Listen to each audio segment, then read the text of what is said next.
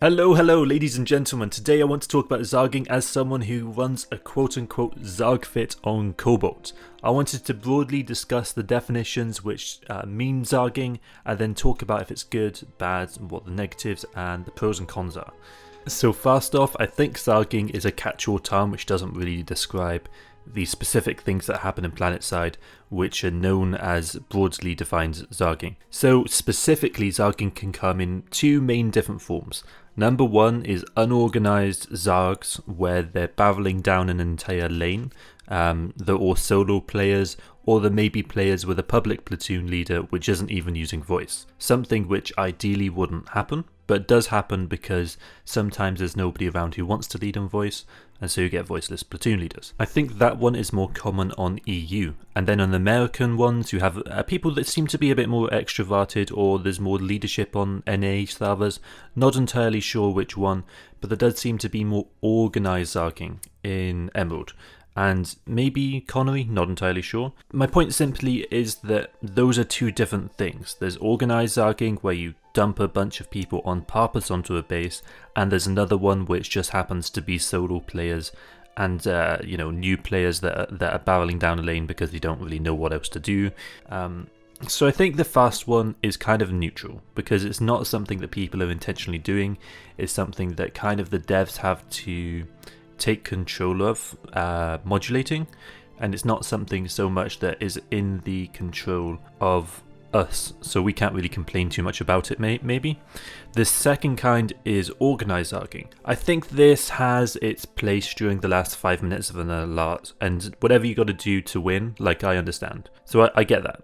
But zagging outside of that last 5-minute window, I do wonder on its tactical validity. I wonder if it's fun, and they're kind of the two main ways that I'm approaching this topic. Funnily enough, a lot of the TR, NC and Vanu outfits seem to be very concerned about who zargs most, who zargs least. Truth is, everyone zargs sometimes, everyone does unorganized zargs, everyone does organized zargs.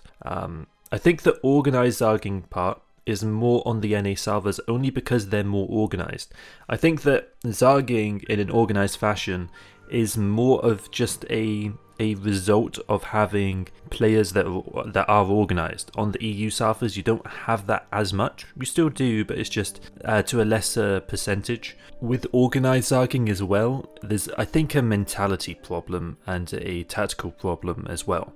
It should stand to reason that it doesn't make much sense to overpop a base past, say, 60%, and then as you need more players, you put more people onto that base. Maybe it's a lack of reading the map from the platoon leaders, which leads people to overpop bases, or a reluctance to redeploy if there's two platoons that do happen to land on that base. I assume that's probably part of the what's going into this. I think that it kind of, if you're running a platoon, it makes sense to redeploy all of the platoon to one base. If you're doing it, you're not on Discord, you're not on TeamSpeak, and you're kind of just using public voice, I think that makes sense. That's the logical thing to do. Also, I think it's important to note that it's very impressive that these guys can organize 48 people to go to one lane.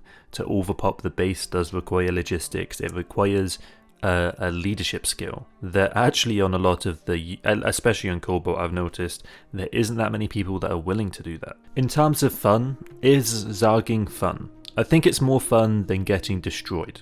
I think it's more fun than losing every time you go to a base because your players are unskilled. So it kind of makes sense that public platoons with lots of new players may want to zarg sometimes, especially if they're against, I guess, lots of tryhards.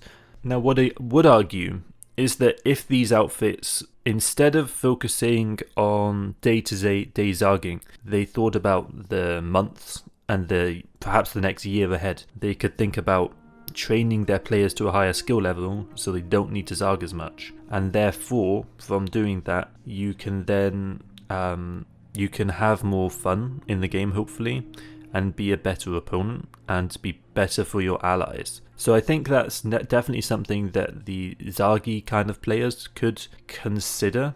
A lot of this would come down to things like guides to give your players en masse and this specifically is talking to the large outfits like SKL. I don't think this really is something that applies to the smaller outfits because by definition they're usually more pre-selected people that have a higher skill level or they're looking for something more skilled, so they don't necessarily need this information because they'll naturally gravitate to it. But for the more Zergy players, I think they kind of need to be given it on a silver platter and in easily digestible forms because they're just not going to look at it otherwise. The other thing about Zerging is I think it's everyone's choice how they play the game, and just because someone dislikes it or they disagree with it or they think it's unfair doesn't necessarily mean that the other person should frankly give a fuck.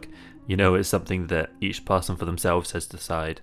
You know, what am I going to find the most fun? If I play, are the opposition going to play unfair? The other part of Zerging certainly is that certain bases in theory require a slight overpop arguably to take them, and I'm talking like 5% overpop. It doesn't really though make sense to overpop a base say 70%, 80%, 96 plus Zergs. And again, I guess that it kind of makes sense to do that 80%, 70% thing if it's only one platoon, but if it's two platoon, that then gets a bit confusing as to how that's tactical.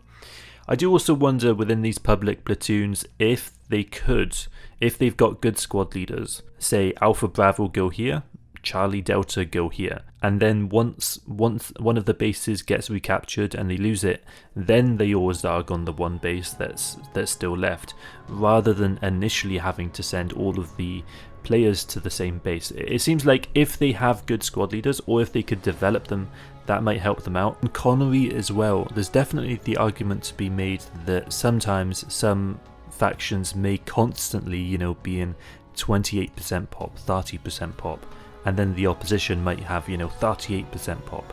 And so because Connery has a weird population like that sometimes they may have to Zerg bases, and there isn't really any options other than that, or otherwise they're not even going to get a fight. It's also very confusing from a design perspective that Rel, or whoever designed the outfit war asset system, would create the system which allows you to craft resources, which is clearly meant to promote small outfits or solo outfits as the most efficient way to, you know, get orbital strikes, get bastions. But then at the same time, they would introduce Steel Rain, which really does promote Zerging. And so it's a bit confusing how both of those exist as well. It's like the devs don't really know what they want to push for, but they are definitely pushing. There's also definitely the argument that the faction that is winning should get Zerged, because that's how you stop that faction from winning and you make the alerts more even. I think that's kind of true, but you don't have to do it where you Zerg. Again, you could make the bases 55%, 60%. So almost all this video has been talking about organized Zerging. There are definitely ways also to fix unorganized Zerging, which the devs are in control of. For example, when a base is in 80% pop, 70% pop, 60% pop, after each base capture, you could be given a prompt to redeploy, and there could be systems in place that encourage people to go to different bases, and that could help alleviate this problem a lot easier than just complaining on Reddit about it. So that unorganized Zerging I think is a separate issue, and it hasn't been something fully that I've addressed here, but I did want to mention it at the end just as a little misnomer. By the way, just for my bias here, I do run a quote-unquote Zerg fit, but we don't have any leaders that Zerg. I'm notoriously bad at recruiting leaders, at getting people to lead. I'm not particularly interested in trying to get people to do things. I just let them do what they want. And so we do run into this problem of having more of the unorganized Zergs than the organized Zergs. So I'm just leaving that as a limitation of what I've said, because there definitely is some stuff that I could be missing out from the Zerg fit leader's perspective that I'm not seeing.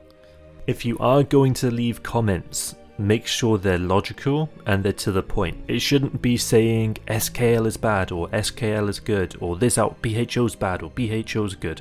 It shouldn't be about zealous. It should be about the logical point and specifically that. And if you're going to use someone as an anecdote, don't make them into being a bad person. If you're going to use an outfit as an anecdote, don't try to say the entire outfit's bad or they always do something. Don't be extremist in your statements. Just wanted to clarify that because apparently it wasn't entirely clear. To those that don't follow that rule, I don't have the time to go through 1,000 comments and moderate them all. So you only get one chance. Just so that then at least I only have to go through 500. So make my life easier. Be nice in the comments. Have a great day, guys. GG, I'm out. Oh, also make sure you're subscribed or else.